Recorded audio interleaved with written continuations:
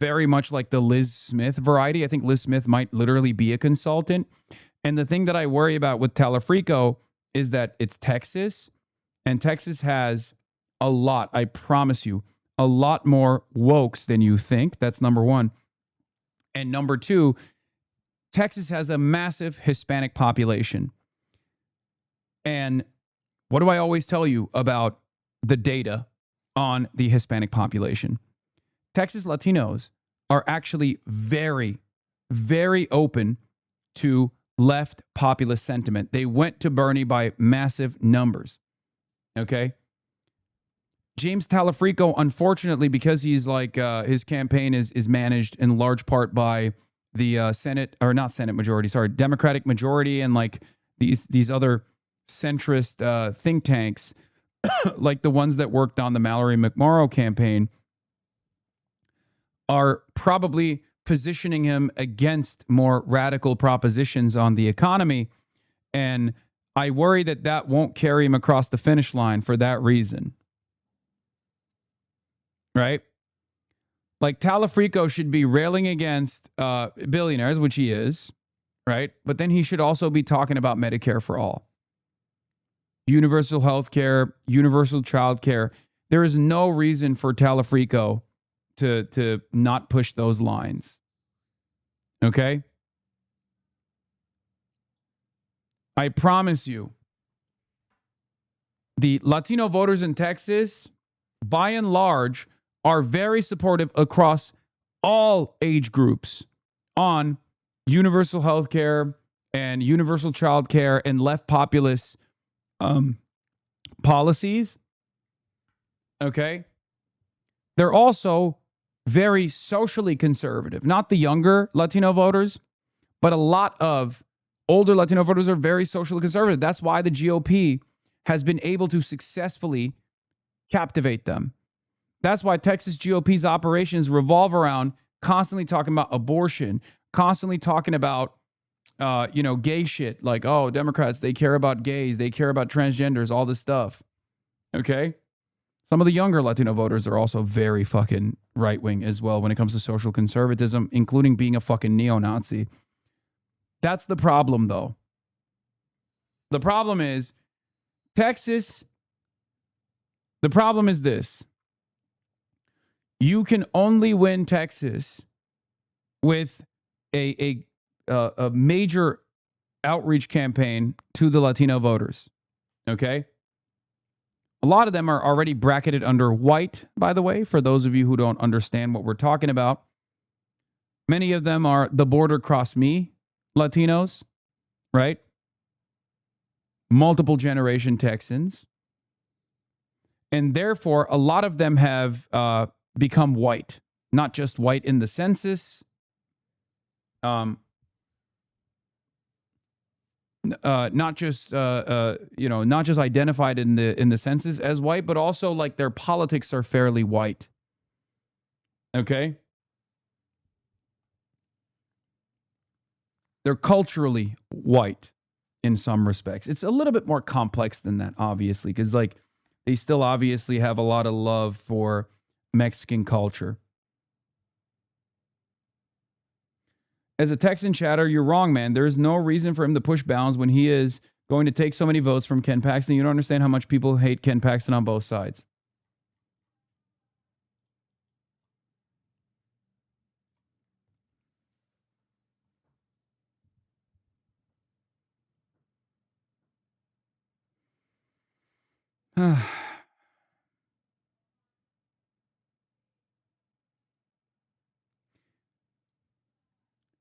This predates Ken Paxton. This analysis is not just my analysis. Chuck Rocha would agree with this analysis as well. Okay? Chuck Rocha is a big part of the reason why the Teal Bernie shit popped off. Bernie Sanders' coalition was the Zoran coalition before Zoran. It was the coalition that that allowed Zoran to win his mayoral race. The coalition that played a big role in the Abdul al-Sayed race. I know what the fuck I'm talking about, and you don't. Okay? Sorry. It's not rocking the boat for Talarico to come out with more bold policies when it comes to left economic populism. You're just objectively wrong. It's fine. It's ironic that Talarico is doing the exact opposite and focusing more on social progressivism and not economic populism. Okay? Now, I don't even mind that he's doing the whole, like, I'm going to defend LGBT shit. I think that's good. But you have to offer something beyond platitudes. Okay? Anti-billionaire sentiment is good. And he does a little bit of left economic populism, certainly, which plays very well. But Talarico has to back that up with policies. He's doing the reverse in some instances.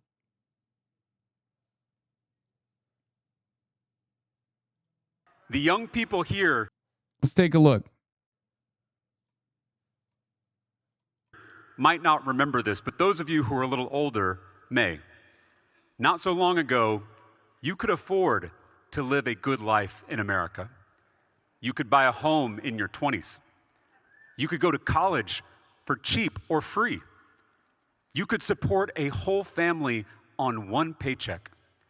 You could afford to get married, to have kids, to retire comfortably. You could fulfill your God-given potential. We called it the American dream. In the middle of the 20th century, we invested in healthcare and education. We built homes and highways. We protected workers' rights and workers' paychecks.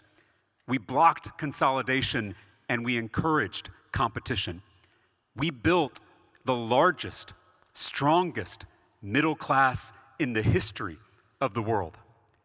But today, that middle class has disappeared. For too many of our neighbors, for too many Texans like Augusta, the American dream has become. We are the ones talking to our Latino Texans all day, every day. Talarico's doing fine. Pushing it more would be wrong, especially with Latinos over 40. Healthcare and protecting trans people is the way. Okay, guys, you're right. See, this is why I'm saying I don't need to talk about Talarico. He's doing it. He's doing great. I think he has a really good shot at winning, and I hope he does. That's all I'm going to fucking say. Okay? That's all I'm going to say. If you don't want to fucking hear my commentary, why the fuck do you want me to talk about James Talarico? Okay? He's doing everything right. The only thing he's not doing is more policies, Medicare for all, universal child care. These are the types of shit that he should be saying, but he's not saying that. That's it. But a lot of you already have, I think I've done too much election commentary because I'm realizing now that many of you do not care about progress as much as you care about electing Democrats into office. We don't elect Democrats into office just so they can occupy a fucking seat that would be occupied by a Republican instead. We elect Democrats into office so they can push an agenda that centers the working class.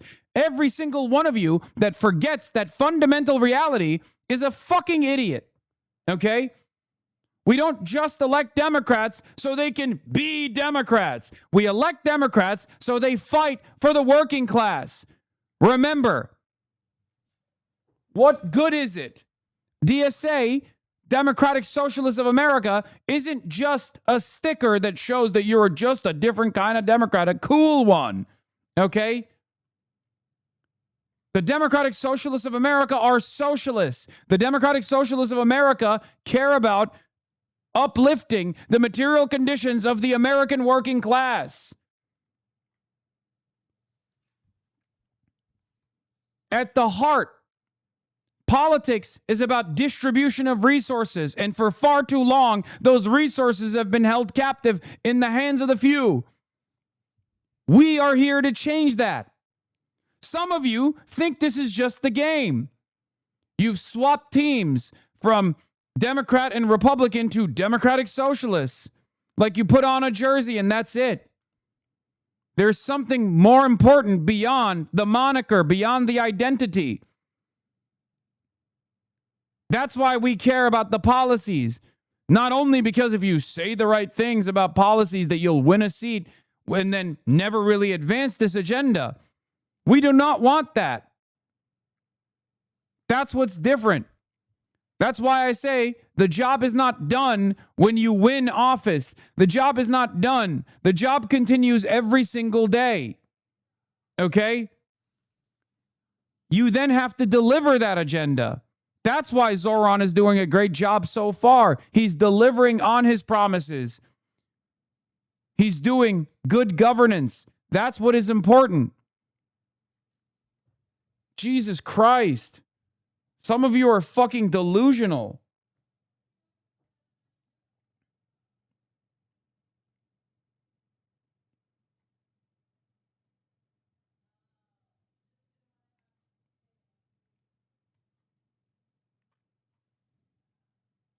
Become an American nightmare.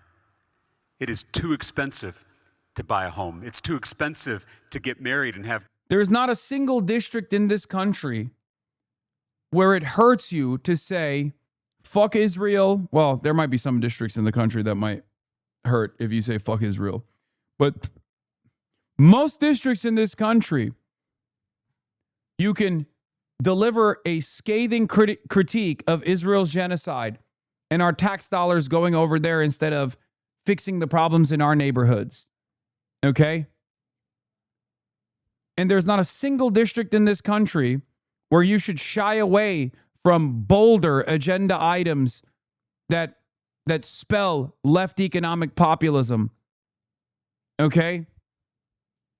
There's not a single district in this country where it hurts you to say, I want to heal you. I want to offer you free health care. Not a single district.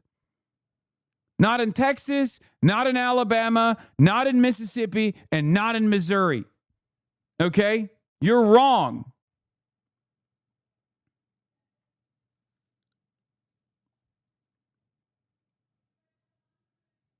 Kids, it's too expensive to retire comfortably. People are working hard every day. They're playing by the rules. But are those you a rules Republican? Yes. of today weren't written for us. They were written for billionaires. We can't afford a home, but Jeff Bezos has at least a dozen. We can't afford to fill up our tank, but Mark Zuckerberg is launching helicopters off his mega yacht. 1 in 5 Texas children. You know what? It was that one liberal YouTube essayist that's called this liberal populism, and he's right. Look, if it works, it works. I would like to see more. I'm never going to stand in opposition to James Talarico, but I will say this. He is the perhaps best. Him and John Ossoff are the two liberal sloppulists, and they're very good at this. They're very good.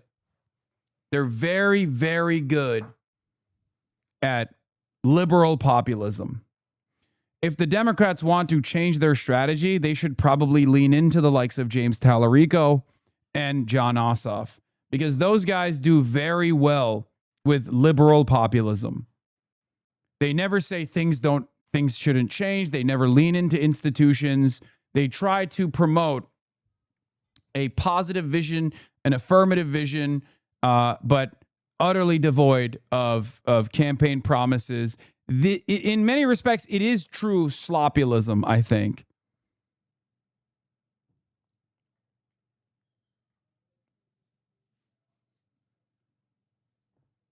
And I don't mean liberal populism as a positive. I, of course, want left populism. I want more than, broad generalizations about billionaires being bad. I want that to be associated with tangible policy changes that are absolutely necessary to materially improve the lives of all Americans. Live in poverty, but one of our own residents became the world's first trillionaire. Those 3 men now own more wealth than the entire middle class. The top 1% has put the American dream behind a paywall. Yeah, you say billionaires are bad, but you won't subscribe to a wealth tax. You say we got to fix our roads, but don't say how. You say we got to heal our people, but don't subscribe to Medicare for all. This is liberal populism. I am not an enemy of James Talarico. I like James Talarico. I want him to destroy Ken Paxton. And I believe he has the capacity. But if you are to ask me what my attitude is broadly, while I like James Talarico a lot, my initial suspicions were that he shied away from taking certain positions that I found to be interesting. Guys that speak like that usually are Bernie-crats. Guys that speak like that usually will then tell you what they're going to do. We're told a story. Work hard, play by the rules, and you'll thrive. No matter who you are or where you start, the grind will pay off. But for too many, this story just isn't true. Groceries, rent, insurance, taxes, the car note, the power bill, the math doesn't work. I was so happy to graduate college, but why is rent so expensive? 2 out of 3 Americans told us they're stressed about their own finances. No matter how hard you hustle, you can't get ahead. The culture wars are exploited to divide us, while insurance companies get away with denying our claims, while hedge funds buy up all the houses in our neighborhoods, while we have to pay I mean, this is a sign of progress, by the way. It is a sign of progress that Democrats are at least like doing better campaigning. You know what I mean? Like it's a it's a sign of progress that you have at least some Democrats who are more competent than the establishment centrist Democrats.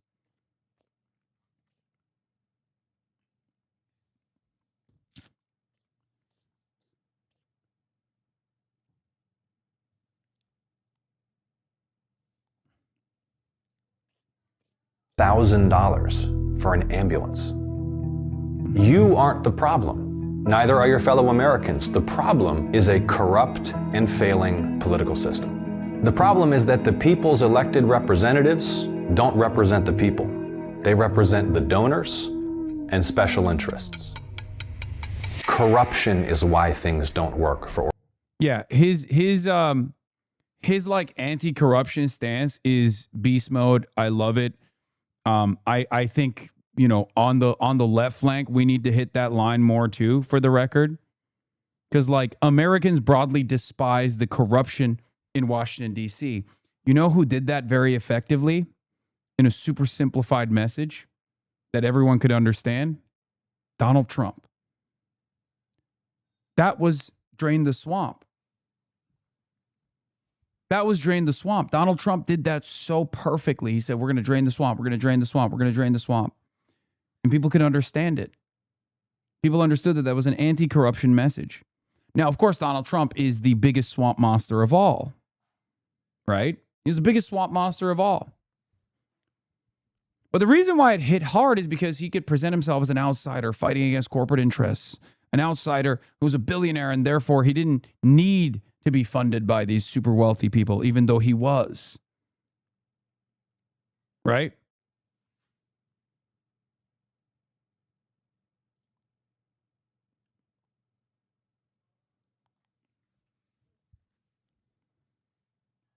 One thing that's really funny is James Talarico is ripping David Sirota's investigative reporting from The Lever.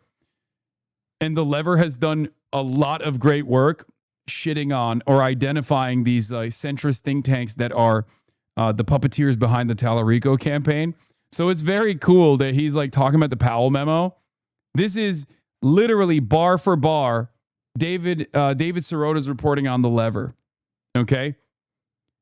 David Sirota's outlet, the Lever, has also identified some of these centrist think tanks that are part of the reason why I'm a little bit skeptical about what Talarico will represent as a senator from Texas. Not to say that I oppose his run in any way, shape, or form. I want to repeat that one more time. I'm a Talarico myself, okay? I'm just giving you a little bit of my insight and a little bit of why I'm not as like involved with Talarico and as excited about Talarico as I am about like Abdul al-Sayed. Abdul al-Sayed is not a socialist. All right?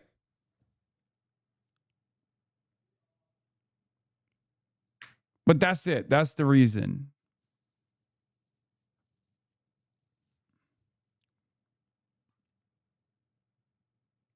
Ossoff and Talarico seem like low-hanging fruit for the establishment to co-op and recapture disillusioned voters back into the establishment Dem camp is not enough. We are decades overdue for these policies. We can't let these watered-down half measures own this precious moment. We won't get a second chance at this. True leftism or re-riot. I mean, okay, dude, I understand where you're coming from. I understand where you're coming from. It's just that's I have my similar scrutiny, my similar skepticisms of both of these campaigns, even though they're very good, right? They're very good. They're very aesthetically appealing. They're very like for a certain type of liberal, these guys are catnip. Like it's the same way that like Zoran is such a powerful, towering force now in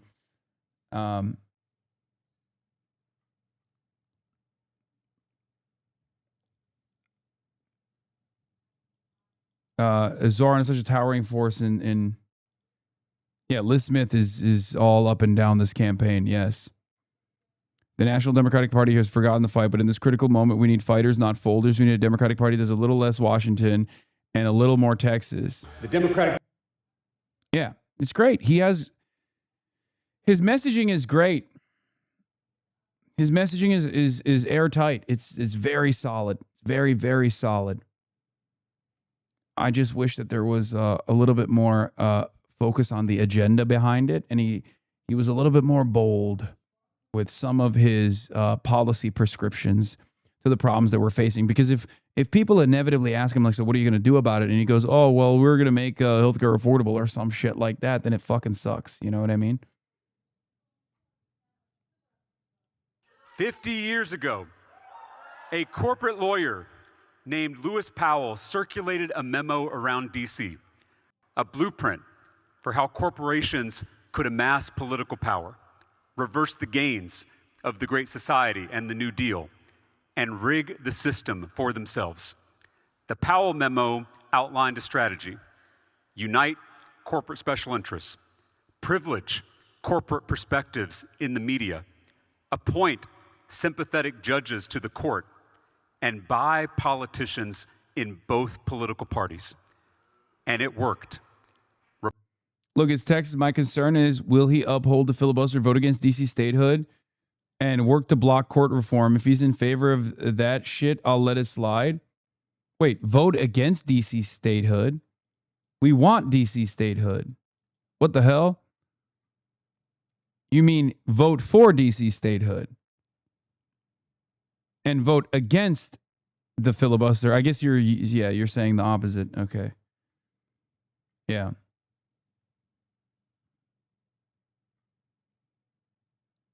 Ban that chatter. Yes, I'm saying bad things I don't want. Yeah.